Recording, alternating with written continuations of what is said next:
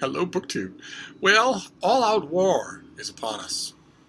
Some of you may have been watching war develop in the ranks of the OGBG, the Old Geezers book group. Started out between me and Jason Harrigan with dueling book hauls, and then Todd Oval got involved, and Mark Richardson got involved, and recently Sean D. Standfast fired a salvo. And if that weren't bad enough, we got a totally new addition to the battlefield in the form of Matthew at Mayberry Book Club. I tell you, it's always the quiet ones.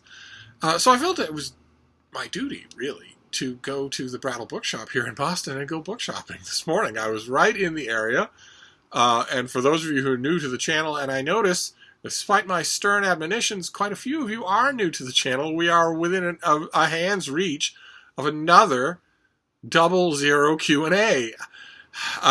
We'll get to that in another video. I'm going to rant like crazy in another video. But the Brattle is a used bookstore in the heart of downtown Boston. They are old. They are really, really good. They have 3 stories. The top floor is antiques and collectibles. The first 2 floors, first and second floor, are just ordinary used books crammed into every nook and cranny on every subject for reasonable prices. And there's a big buying table right as you walk in the door that is constantly circulating new books. So the Brattle is not one of those used bookstores where you will see something and then you have forever to decide on whether or not you want it. It will be gone if you snooze on it. I just recently bitterly learned that myself, because although I've been saying this to people, guests and friends of the Brattle forever, I actually did sleep on a book. The last time I was there, I saw something and I thought, all right, this is too abstruse. This is has virtually no one who would be interested in the subject. This will still be here when I come back, and it wasn't. But I went this morning and I shopped around. Now, in addition to all of those books on the inside, the Brattle also has a sale cart lot on the outside, thousands of extra books for $1, $3, or $5. And I spend most of my time out in that lot. Unless it's extremely inclement weather, I spend most of my time out there because it's guilt-free shopping. You can fill literally an armload. That's what I did today. That's usually what my informal signal is, that it's time for me to stop. Is that an armload translates to a bag full of books. I didn't want to be lugging anything more than that. So you can get an armload of books like that for almost no money, for very little money. So I did that. I shopped outside and I obeyed the karma of the Brattle sale carts. These things that it's very real out there in the sale lot.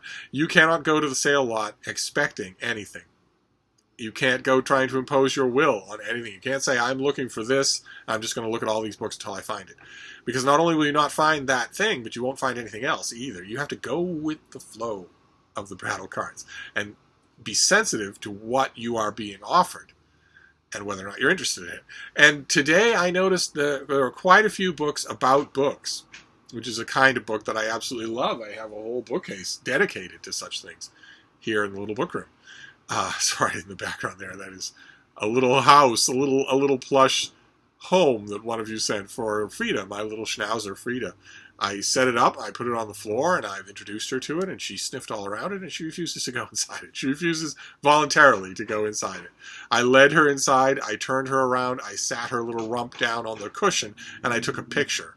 And then she looked at me and said, okay, are you done? And as soon as I said yes, she walked out of the thing. She's not afraid of it. She's just not interested. she's so far anyway, she's just not interested. I suspect that her interest would go up enormously if I were in a part of my life where I was leaving her for 9 hours a day. I've done that to plenty of dogs, and they mostly got by just lounging around on my bed and filling it with hair.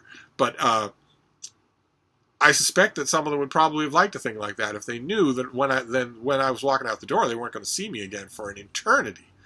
Frida doesn't have to worry about that at all, and she knows that. There's never been a time when she did. Her whole life we've been together. So telling her, all right, well, you're up on the bed now, and I'm reading, and you are wedged against the inside crook of my knee, and you're as comfortable as could be. But what I really want you to do is get down off the bed, away from me, and go curl up inside that thing. That doesn't go over well, and she wonders if she's being punished. So I don't know that she's ever going to use that. And of course, I'll give it a little more time for her to get used to it. But if she isn't going to use it, then I need to get it out of this room, because the primary philosophical organization of this room is that there's nothing in here that doesn't need to be in here, because it's too small. If I start letting stuff accumulate in here, that might have to go into a corner of another room and just hope that she adopts it someday. But anyway, how did I get on that subject? Well, anyway, I was at the Brattle, and I have a whole section of books about books, and I noticed there was a vein of those today, so I got a bunch of them, and I wanted to show you those, starting with one that's about libraries. It's Library, An Unquiet History by Matthew Battles, which I wrote about somewhere. I don't know where. Well, I don't know if I reviewed it for somebody, if I wrote about it on my. I used to have a book blog, Steve reads, or I'd write about stuff all the time, bookish stuff all the time. Somewhere, I wrote about this book, and if I can remember, I will find it. Although, if I forget, just keep in mind, just use Google. If you're curious about whether or not I've written about something, whether or not I've opined on some book that you found in your own used bookstore, just go to Google and type in Steve Donoghue and then the keywords of the book, and that should do it. I have written about many, many, many thousands of books in my life, so it's entirely possible. I know I wrote about this, though, and it's going to go in here with two other books that I think I might have shown you. This is the first one of these I know that I've written about. This is edited by Alice Crawford. This is The Meaning of the Library, A Cultural History. And then another one that I just love. This is by Wayne Wigand, and it's Part of Our Lives, The People's History of the American Public Library. Those are two great library books that I have here, and I have also a tribute. What was it called? Palaces of Pleasure, something like that. I just recently got that I don't have to hand here, but that is it also a tribute. A whole bunch of authors giving tribute to their libraries, and this belongs with them. So this will be coming in here, which is always a great feeling. And to the extent that these book hauls are also TBRs and Friday reads, you could take this as a Friday reads. I'm going to read or reread almost everything that I got today, this weekend, and probably slop over to the adjacent reading as well, since it's been a while.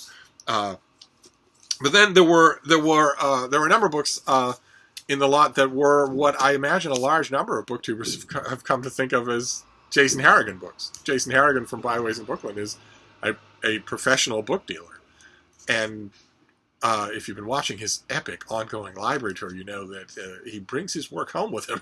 He knows all there is to know about this sort of stuff. And that's kind of adjacent to what this is. This is Jack Matthews' Memoirs of a Bookman.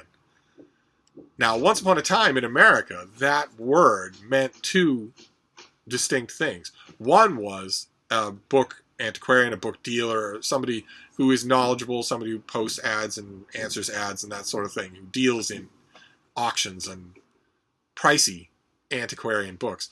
The other use of the term is largely gone. It's largely dead. And when the other use of the term, very often the stress was on the first syllable, so it was a bookman. And it used to be, once upon a time, 50 years ago, more than that it was a term you used in the general broad bookish world for somebody who is well-read, extremely widely read, who's been around the block when it comes to books, who's seen all the editions, isn't surprised by anything, knows a lot about them, maybe has read a lot about them, although you'd be surprised how often that last qualification was left off.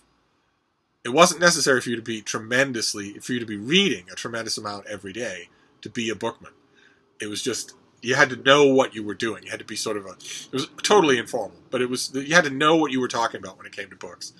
I used to know a lot of Boston's old bookmen really well, including bookwomen, of course. I mean, the term is a little lead-footed, but it applied to everybody. Anybody who had a stake in the game of any kind. I knew a lot of them. They were very charming people for a long stretch of time. I used to have lunch with a shifting cast of characters of bookmen all the time in downtown Boston. I miss those days, but I remember distinctly the day, very, very long time ago, when one of the more august of those Boston bookmen sort of jokingly inducted me into the crowd and said, well, I've been listening to you for weeks now, and I think you are one of us. That was kind of nice, in a weird kind of way that doesn't exist anymore.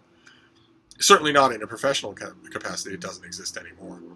If not just in Boston either. If you're in Cleveland and you go into the bookstore that's in the mall, chances are, the odds are overwhelmingly good that the staff members won't know anything at all about books. Functionally, anything at all about books, especially if you do. They won't have any idea of the things that they're doing. They would barely read at all, and barely have read at all. That once upon a time was not the case. Once upon a time, if you went into a bookstore, even a chain retail bookstore, the people who would be working there were bookish people and didn't have to consult a database at all to help you. This, I think, is a memoir of a guy who was both. These memoirs are the reminiscences of Jack Matthews, his adventures in seeking out, collecting, and reading old and rare books, along with the reflections upon time, memory, and other mysteries. In one piece, he measures the psychological distance from when he first saw Lake Erie at the age of 4 to the many decades later when he was flying from Detroit to Cleveland. Lake Erie revealed both shores and gave his breath back, depriving him of the first absolute he can remember. Okay, so it sounds like a lot of the stuff in here won't have anything to do with books. I'm sort of interested either way, and all of these things were dirt cheap. Then these next two are sort of almost commonplace books. This is edited by J. Kevin Graffignino. It's only in books, writers, readers, and bibliophiles on their passion. It's sort of a taller, skinnier book that is just collections of quotes. And that, just by random chance, I happen to open to that little frontispiece, that little bookplate there, with that medieval monk at his desk. Once upon a time, some of you may be old enough to remember this, once upon a time, a stylized version of that monk with that background was the emblem for Barnes & Noble.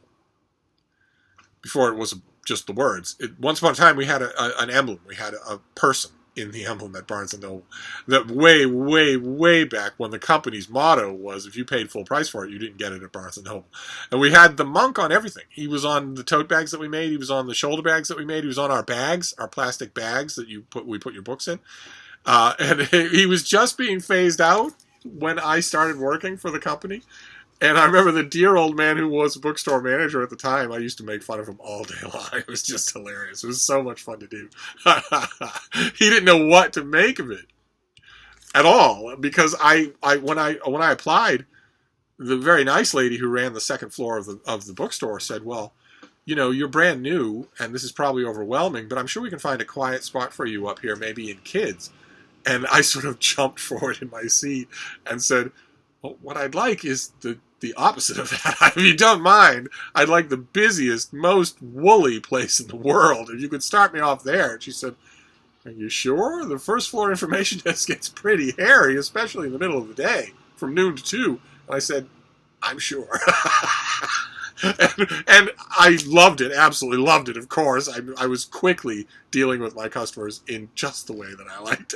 And this particular store manager had no idea what to make of that. He saw what he was trained to see, what all store managers were trained to see. He saw that a customer who came in with a slip of paper or a clipping from a newspaper and wanted to maybe look at one book, if they came to me, would not only buy that one book, but buy 5 other books as well. And that meant something, I guess. But also it was a lot of fun. I think this store manager that I'm talking about saw that not only did that happen, that I could increase sales, but also that every single time a customer walked up to he used to say, if I'm at the other end of the store, if I'm on the second floor and I hear a customer laughing, I know you're the reason. If somebody goes up to the information desk or walks up to you on the sales floor and I'm too far away to hear what's being said, I can set my watch that in a few seconds you're going to have that customer laughing. So he was okay with me acting strange to it. I didn't defer to him at all, and I had an enormous lot of fun coming up with new jokes on that in that regard. If I would answer the phone in those very, very early days, you couldn't do this now, but if I'd answer the phone and somebody would say, you know, I'm looking for the store manager, I'd say, one moment while I wake him. But anyway. Well, the reason I bring it up is because we had that monk on our bags and whatnot, and at one point I was just slinging the BS back and forth with this manager, and he was saying, "Yeah, I don't know what more to do to get foot traffic up in here." And I said, "Well, you know what we should do?" And he said, "Oh, God." I said, "We should have an employee dress as our monk and go out on the sidewalk. And when passers-by come near, he could say, 'Prithee, sir, may I sell thee a book?'" And he said, "I don't want anybody privying people in my store." So, now I'll remember that when I see that. I'm going to page through this right away. Talk about Friday reads. This is the sort of thing I will just gobble up right away. And the same thing with this next one, which I remember. When was the date on this? I remember when this came out in English. 2016. It came out in 2016. I remember it, and I believe that I read it and liked it, but it's not leaving much of an impression on me. It's a tiny little thing, too.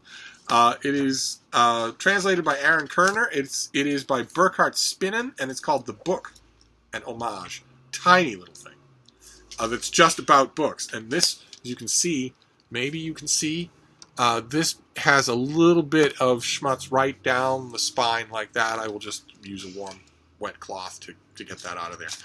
But I don't remember this really well, so I'm going to give it a try and see if it jogs the memory.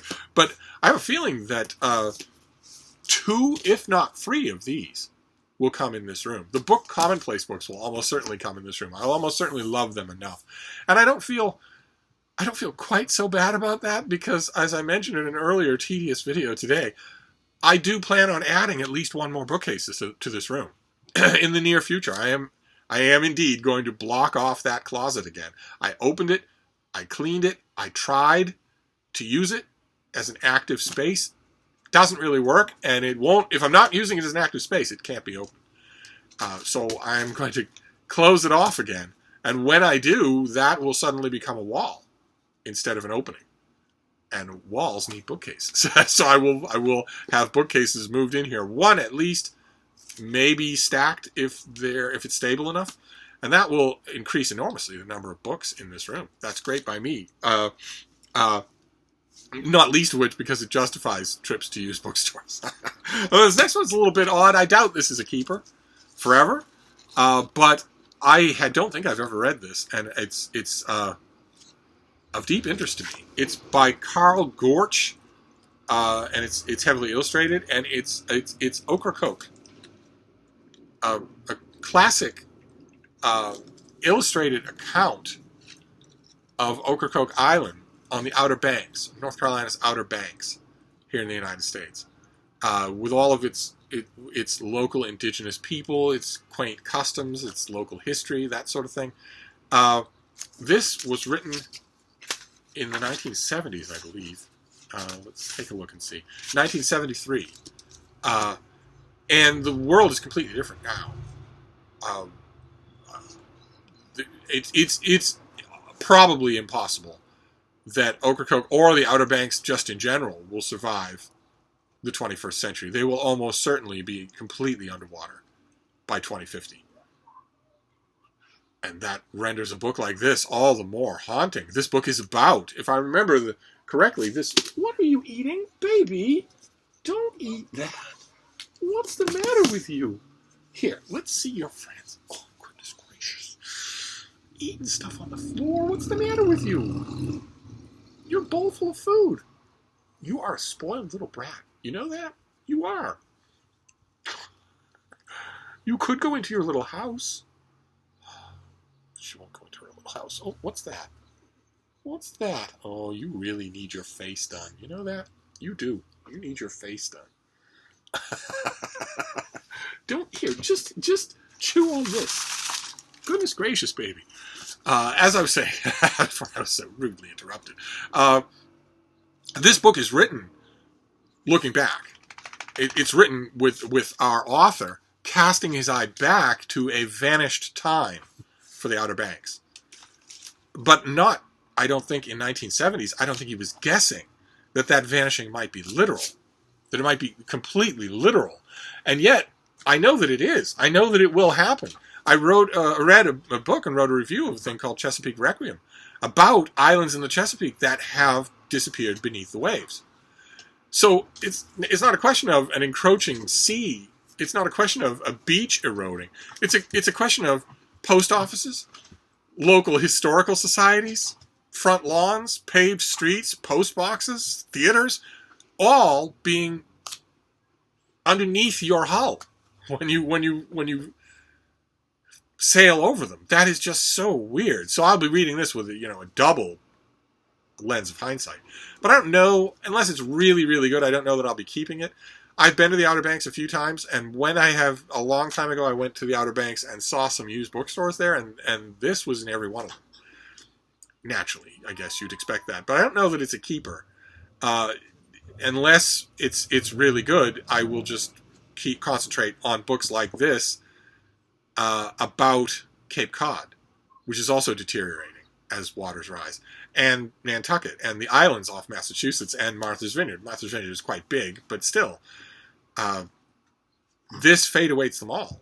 If sea levels rise by 20 feet, then most of Nantucket won't be habitable. Most of Martha's Vineyard won't be habitable. Even if it doesn't completely disappear, you won't be able to have... Well, we shall see. This was an experiment. It's one of the reasons that I love the Brattle Sail Lot, is that you can make experiments like that and not be drastically out of pocket. Then this next one we have seen on this channel before. I feel certain that we have. I have had this many times, and I am determined. I get rid of it. Every time that I get it, I get rid of it. I recommend it, and then somebody says, oh, that sounds fantastic, and I really want to read it, and I don't have any bookstores for 1,000 miles in any direction, so I send it to them. And that's what happened to the last copy of this, that I think was in a library tour years ago. I want to keep it this time. I am going to get better at telling people, well, okay, message received. I will find you a copy of that book. But of course it won't be my copy. I was talking with an old friend of mine the other day about this very subject, how I'm constantly finding books that I have gotten rid of, even though I like them. And he said, you do know that no one expects you to give away your own books. No one does. That's a little extreme. And I bridled at the time, but I am going to try to get better at not simply boxing up and sending away books that I have in this room that I specifically want to keep. When I have access to a large number of used books, I can find someone a book. But it's this. It's The Indian Clerk by David Levitt. With this wonderful... Ordinarily, you hear me rail against sepia tone photos, but this is the way to do it right. That is a very distinct and stately cover design. Very nice, with deckled edges there. And this is his I think 12th or 13th novel that he wrote. I think David Levitt is a genuinely good writer. I might almost argue important. Almost major. And this is my favorite book of his. And I know that's going to sound predictable because it's historical. It's historical fiction. It's a famous story about a Cambridge mathematician, an expert in higher mathematics, who received a battered package from a clerk in India who had no higher training in higher mathematics, but whose paper was an essay on a famous and famously unsolved mathematical problem. And although he didn't solve the problem in those 10 pages, the flights of pure intuitive genius in those pages struck the Cambridge professor as utterly remarkable. And he set about a campaign to bring this young man to England. And eventually succeeded. The young man held all sorts of discourse with the mathematician and his friends, and then was trapped in England during World War I, and died very young. And this is a novel about that whole story. And Levitt adds little fictional touches here and there, sometimes in rather weird ways. I remember when I first read this, I'm familiar with the story, which I think has recently been made into a movie, starring Jeremy Irons and Dev Patel. I think it has been, if I'm remembering correctly. I don't think I've seen it. But I remember when I first read this, it struck me as that some of the fictionalized flourishes in there were downright odd. Where I would say, okay, all right, this part you're making up, but why are you making it up? Why are you doing that? It's not terrifically adding anything to the story. And then I remembered that 99.9% of the people who read this thing aren't going to know the story. So I took a step back and thought, okay, well, if you didn't know anything about the story, if a reader didn't have any idea what you were adding as fictive flourishes and what things you weren't, would these flourishes work? And they do, right down the line. I love how this is done. And the part that you would think would leave me behind right away, the mathematical sections, instead had just the opposite effect. Levitt writes about the higher mathematics involved here and the passages where the characters discuss them with an almost religious, almost ecstatic brilliance. It was so passionate that it almost had me understanding what he was talking about. It was never going to happen. But I just loved this, and it could easily be an example of what I always talk about, which is that my book hauls can be my TBRs. I could easily picture myself reading it this weekend as a Friday Reads. Easily. I haven't read it in years. And this copy, I plan to keep. I plan to keep it. And then we'll round this out with the thing you must be wondering about, biographies. Of course, biography is my favorite kind of book. And I found a couple of quasi-biographical works. One is a group biography, and one is even stranger than that. The first one is the group biography. It is Desperate Romantics by Franny Moyle, The Private Lives of the Pre-Raphaelites. And we have illustrations in the middle here. The usual illustrations of all of our Pre-Raphaelite suspects and their most famous artwork. And this, I have an enormous sweet tooth for the Pre-Raphaelites, not just their artwork in all its forms and their literature, but also histories about them. Most especially this one. This is Pre-Raphaelites in Love. This is a book that I just think is great. I just love it. I've read it so many times. I'd love to find a really durable hardcover of Pre-Raphaelites in Love. It'll show up at the Brattle one of these days. But I don't know if Franny Moyle really depended heavily on this book. No idea. It's twice as long, so it could very well be. I don't think I know anything about this book. I don't think I've ever read it. I certainly haven't prowled through the sources and bibliography or anything like that to know whether this is maybe fly-by-night, maybe it's just a quick knockoff product, and then, I won't want to keep it, and more disappointingly, it won't teach me anything new. But one way or another, I will give it a try, absolutely. Just to watch a writer write about the Pre-Raphaelites for a few hundred pages is fine by me. And this is a perfect example, another perfect example. I will read this weekend, there's no doubt about it. But I might easily end up rereading chunks or all of this weekend. That's how these books can contribute to a Friday Reads. They can fill out a whole weekend. So I will give this a try, and we will see whether or not it prompts me to read more on the subject. And then the last biography that I want to show you, and I want to show you, in the spirit of Friday Reads, I want to show you a couple of more books that I didn't get at the Brattle that I'm going to be reading this weekend. And this is famous, this book. I've never actually seen this hardcover edition of it. I've always seen there's a big blue hardcover that's in America, very famous as the way this book looks. I've never seen this before, but as soon as I saw it, I realized I don't have that big blue copy. I don't have any copy of this book. It must be another example where I gave it away. And this is Samuel Schonbaum's Shakespeare's Lives. Big, enormous study of his. This already had the mylar covering on it there, and it's totally clean, perfect shape. And it is not just a biography of Shakespeare. The first part of this book is a biography of Shakespeare, to the very, very limited extent that we can make a biography of Shakespeare. This first part is a biography of Shakespeare. That endeavor is very limited, not only because no matter what you might hear otherwise, we don't have a whole lot of illuminative facts about Shakespeare. We have a whole bunch of facts, probably one page of one yellow legal pad on both sides of actual facts about William Shakespeare, but none of them illuminate him. They're not those kinds of facts, which is kind of what you want when you're tallying up the number of facts you have about somebody. They don't tell us anything about William Shakespeare, and we don't have anything that does. We don't have any biographical information that tells us anything about him that wasn't made up after he was dead.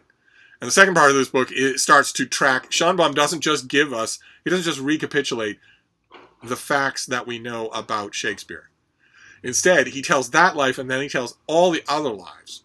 He tells the lives that cropped up through the fables and folklore that accrued around this figure over the ensuing centuries. And he follows that folklore through all of its purveyors. We get all of Shakespeare's early biographers. We get all of Shakespeare's later biographers. We get all the people who faked Shakespeare's, who the counterfeiters, the forgers and whatnot. And there's a segment in here that's great. It's absolutely fantastic. It's merciless, but it's wonderful to read. Schonbaum's a fantastic writer. there's a segment in here on, of course, the people who don't believe that Shakespeare wrote the plays of Shakespeare. And Schoenbaum goes through each of the major philosophies there, the Baconians and the Oxfordites and whatnot. It's, I mean, there have been a million books about Shakespeare, right? A million books about Shakespeare. Even so, there's one modest-sized bookcase full of books that are must-haves about Shakespeare. There have been millions of books, but you don't need them. You don't need them at all. You don't need, as much as I love Peter Ackroyd's biography of William Shakespeare, you don't need it. Much as I love Will in the World, you don't need it. In terms of reconstructed biographies, you don't need much, and in terms of later treatments, there aren't many. There aren't many. I'd say out of those millions of books, no more than 100. Probably no more than 50. And this is one of them. And it's been forever since I had a copy, and this is fortuitously dropping in my lap right before ShakeTube 2020 starts. That's great. Just right where it belongs. And this may come in this room. I have a whole section for actual biographies, but this is more than a biography. This is the ultimate study as well of Shakespeare. It's the study of his biographies, but it's also the study of him in almost every way except literarily. So this may come in here. This may come in this room.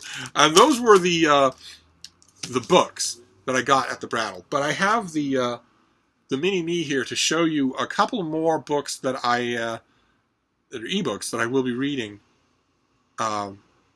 this weekend. If we look at Friday Reads, if we're talking about Friday Reads, at least that part of it, this is both a book haul and a Friday Reads. I want to show you a couple of those just because I've got you here. That's all. Just because I've got you here. Let me call up the pictures here.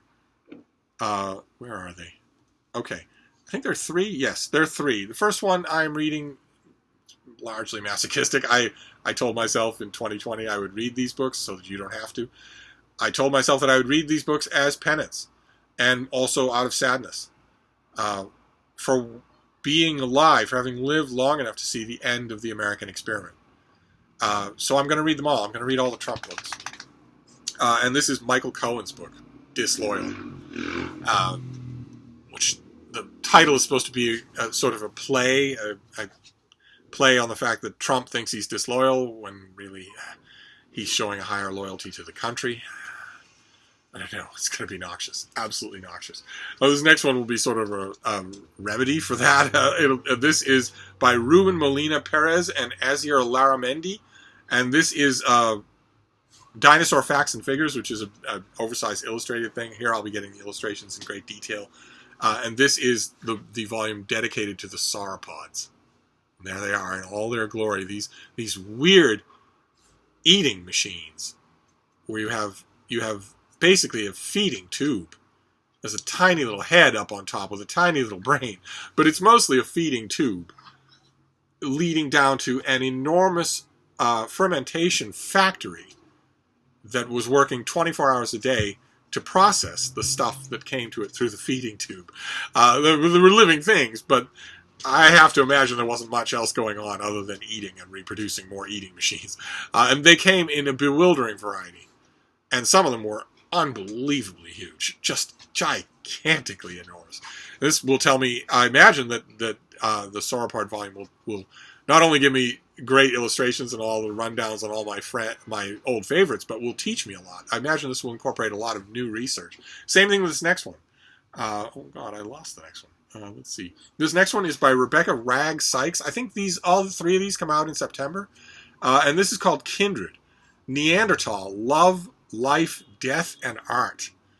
And this is a book just, again, distilling everything we know about Neanderthals.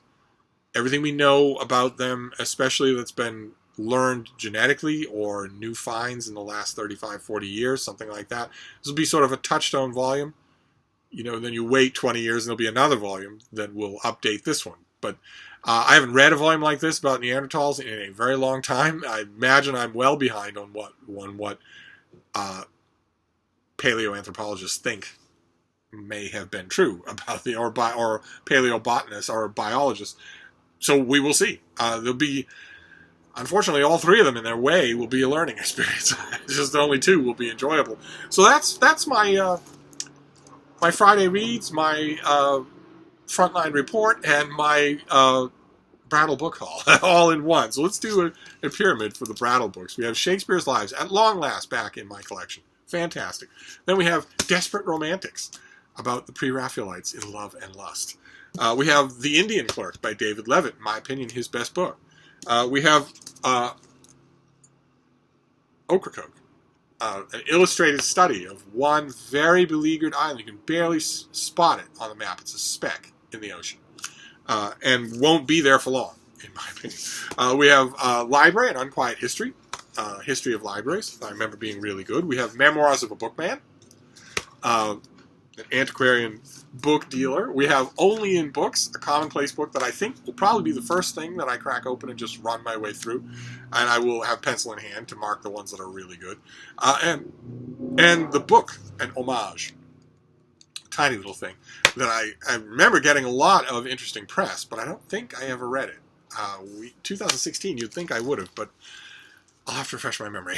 Little things like that tend to slip between the cracks. So anyway, that is my Bookish Friday. So I'm going to wrap this up for now, but I'll be back. Thank you, BookTube.